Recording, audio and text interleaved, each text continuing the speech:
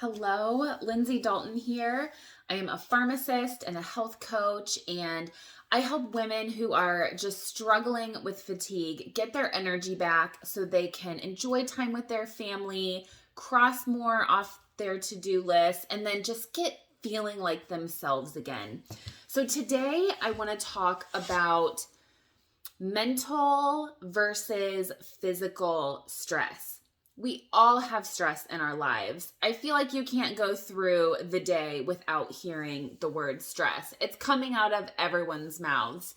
And when most people hear the word stress, the first thing that they think about is that mental, emotional stress. We worry, right? We worry about our kids, our families, money, our jobs. We're constantly worrying about things that causes stress. Someone comes up to you, hey, how are you? Oh my gosh, I'm so stressed, right? It's this feeling of being stressed that we most commonly think of when we hear the word. And that's super valid. Yes, you can absolutely feel stressed. It is a very mental, emotional thing to experience. But I also want to introduce you to this idea that stress can also be physical. Our physical bodies can be experiencing stress, and we might not even know that it's happening.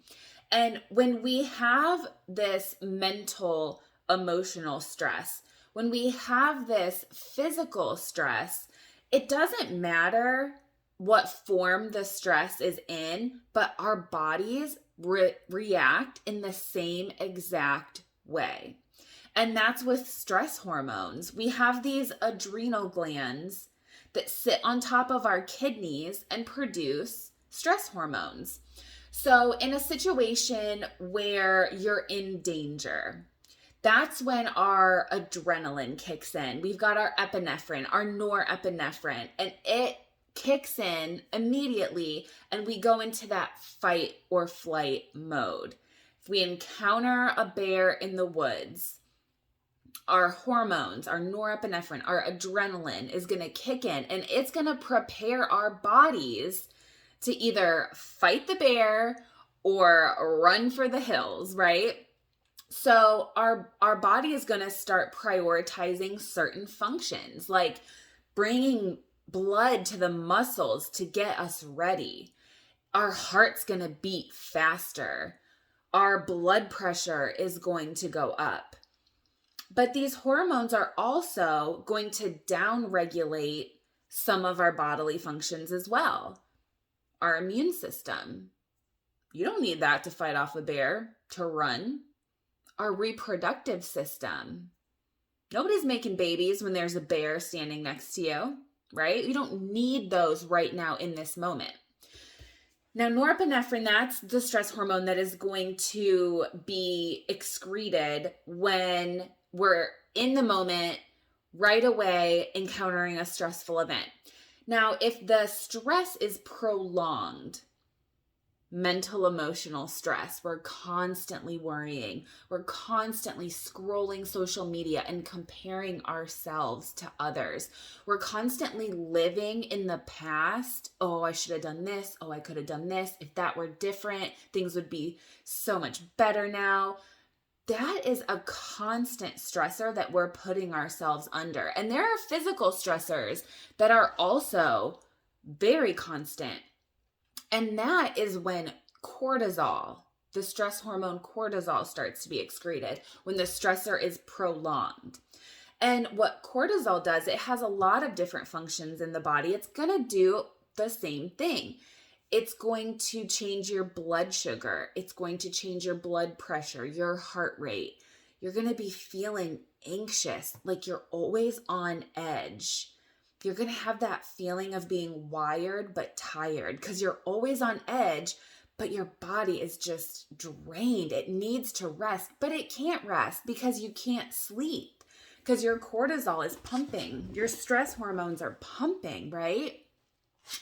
And I want to just go through some examples of what physical stress might be, because a lot of times we don't even know that it's occurring. So one could be not eating enough food. Women especially fall into this trap of just the constant diet roller coaster. Like, we constantly have to be dieting. We constantly have to be restricting food to lose weight or even maintain a certain way that we want to look. But we're not realizing that our bodies are demanding more food and we're not giving it to them.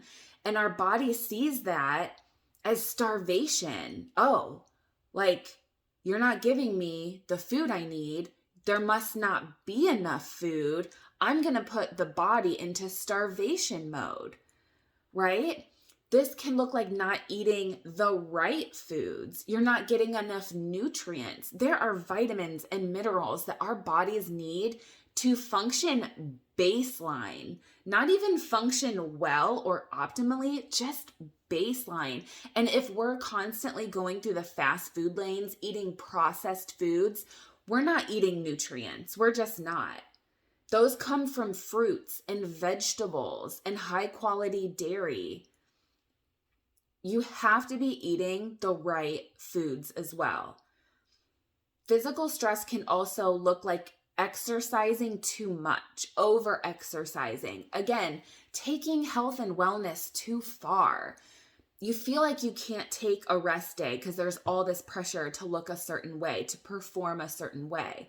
So you don't rest. Or maybe your rest day is going for a 10-mile hike instead of doing your hour CrossFit workout. That's not rest. Your body needs to rest. It might be toxin buildup in your body. Toxins are ubiquitous. They are everywhere in our environment. So it's really important to try and minimize what we can, because toxins are foreign to our bodies. Our bodies don't know what they are. They don't know how to handle them. So they have to detox them. And with as many toxins that are around us, our bodies become overloaded very easily. Physical stress can look like not getting enough sleep, right? Burning the candle at both ends. Physical stress can look like inflammation in the body. Gut health is huge in the health industry right now. And if we don't have a healthy gut, there's a good chance that we are experiencing systemic inflammation. And this inflammation can look like skin issues or allergies, asthma. We need to do our best to have a healthy gut so we can decrease the inflammation in our bodies. I hope this kind of illustrates how sometimes we might be doing what we think we should be doing, like eating right and exercising, and it's actually harming us if we're taking it too far. This is the physical stress that I'm talking about. And all next month in November, I'm going to dig deeper into each one of the physical stressors and kind of explain it a little bit more detail, and help you navigate how you can better support your body so we're decreasing that physical stress as much as possible.